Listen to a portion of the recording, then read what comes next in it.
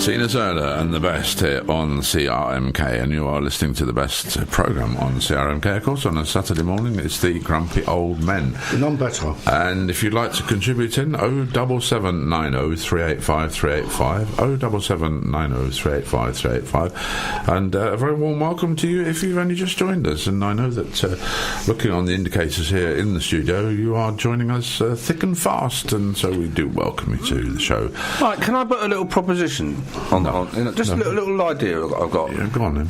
Go on. Right, I'm just imagining a situation where some people dressed in feathers, right, in canoes, rowed up the Hudson River in New York. Yes. Right, and then they shot and raped and killed most of the local residents of New York, and demolished the big tower blocks and everything, and put up their teepees. Yes.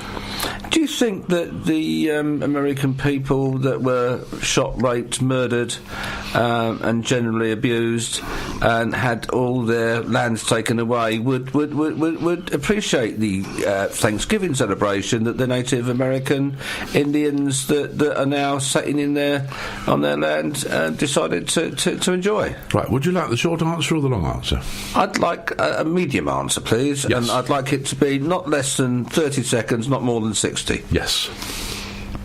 Well, if that's it, that is it. That's the short answer. You think the American people would appreciate that? That was the long answer. The short answer would be yeah. I think that it is something that has probably passed lots of Americans by. They do not even think about it. And I would recommend all Americans, and indeed anyone that wants to find out a little bit more about this, the white settlers and the problems that they had, or should I say the indigenous population of North America and the problems they had with the white settlers. And there's two main books, Centennial by James Michener and It Buried My Heart at Wounded Knee by D. Brown. Now they will set it out as it was, and both are excellent reads, and anything you need to know basically at that period in time, you can find out where it really sort of kicked off, because as we all know, in 1620, when the Pilgrim Fathers went out there, 1621, whatever it was, then things were a little bit different.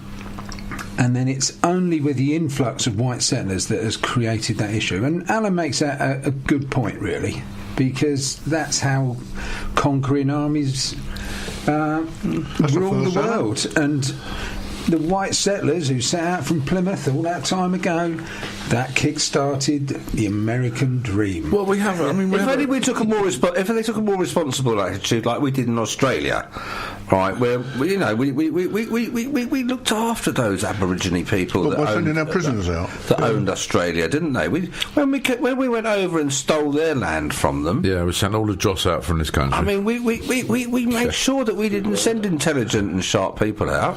Not like America, where wise people went to America. We sent out our prisoners so that they could help these poor people. Teach them crime. Yeah. Teach them how to burgle and rape and pillage. We could teach them all those lovely things. I mean, we should be ashamed of our past somewhere along the line, shouldn't we? Well, I think we are, aren't we? We don't appear to be. We sorted a load of. I think the Thanksgiving thing in America is something that the Native Americans are just saying, really. I think there was a bit of a fight back. Abused their hospitality, and that's why. Well, on a big scale.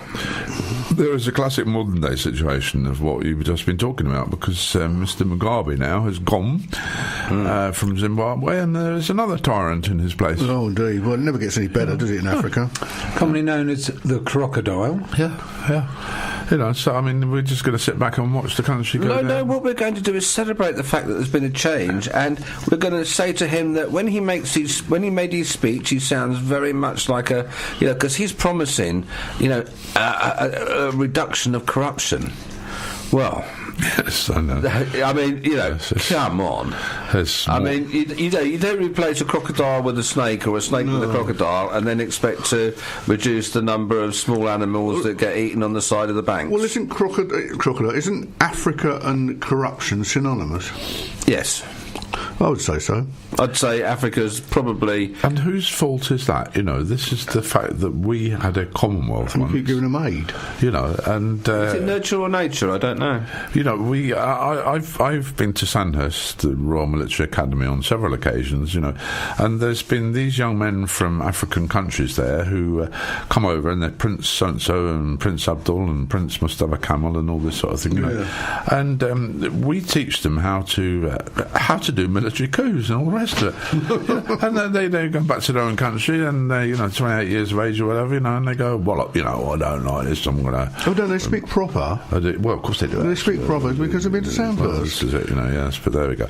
Listen, I'm going to move on a little bit because the time is crashing on us. 22 minutes past 9 o'clock, and we've got Charles and Diana. We've got Charlotte and Dave coming on with Decades at 10 o'clock this morning. But scrubbing the bathroom, gentlemen, let me finish this one, because scrubbing the bathroom and running the vacuum cleaner round can seem like a chore, but it's worth the effort.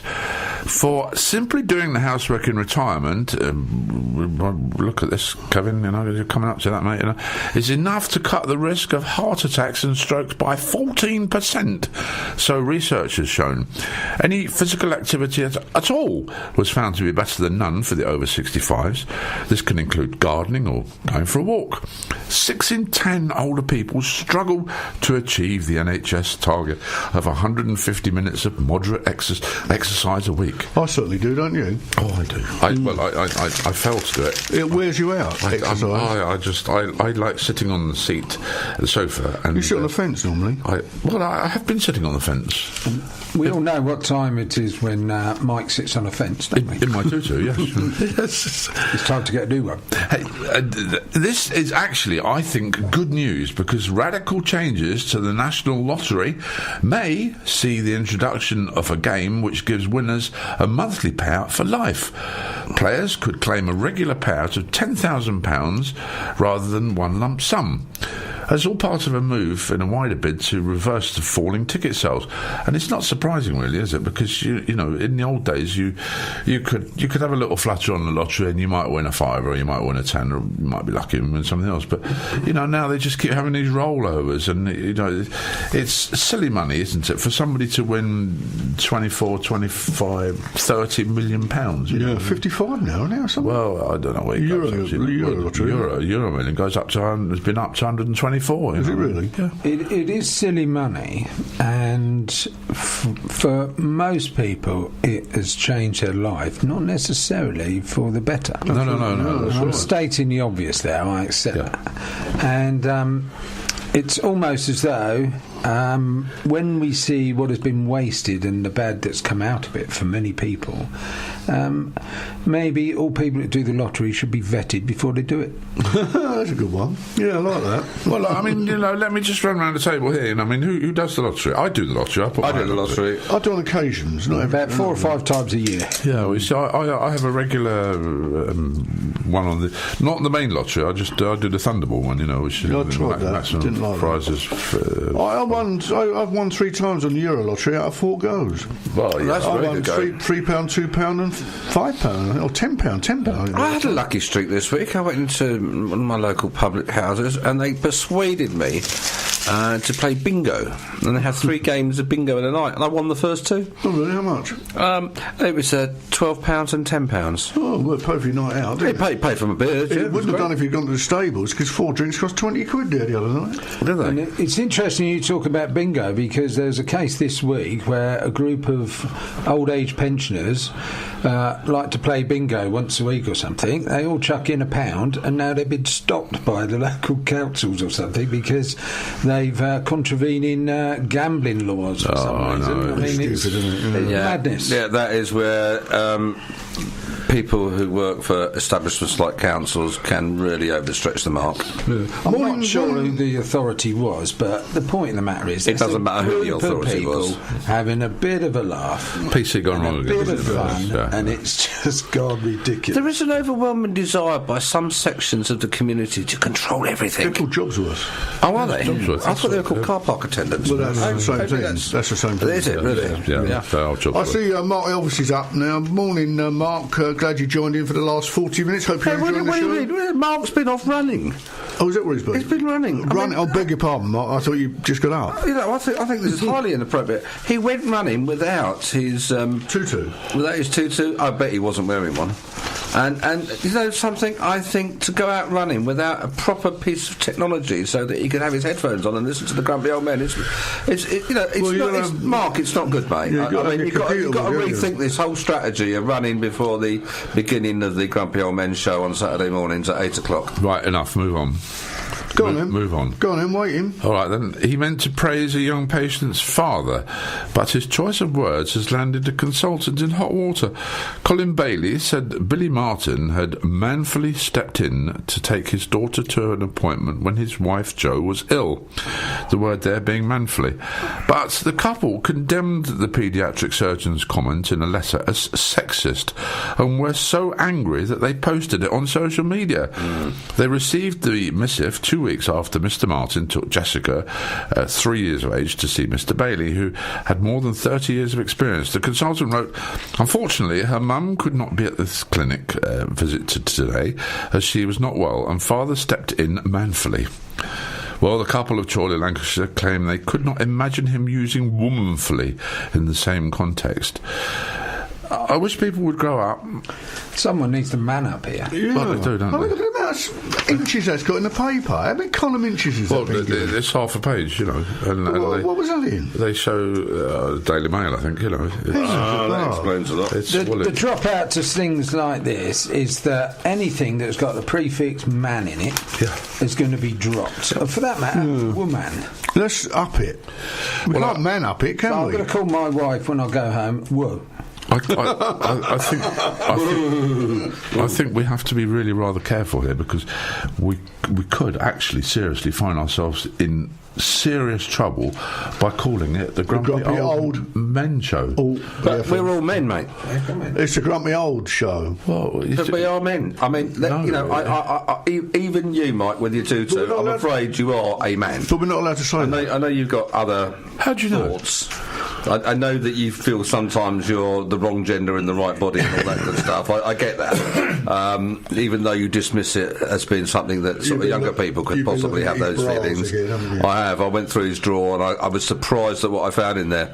And there was 3 boxes marked Ann Summers, and I didn't know what that was about. And I certainly wasn't going to investigate any further, certainly not where I found them. Anyway, but moving on swiftly from that, it is getting outrageous. It's absolutely stupid, and people to chill down a little bit with this, you know, somebody touched my bottom at a party or something, and that's a major sexual harassment charge, or somebody said, you know, man up a bit because it wasn't their woman that was doing the job. It's all getting very silly. We won't be able to say mothers and fathers, are they? So we can't have Father Christmas, can we? It just be Christmas. Christmas. Yeah, Father Christmas. Yeah. But he's got this new thing there called I know somebody who's working as a Mother Christmas at the city centre. What does it mean?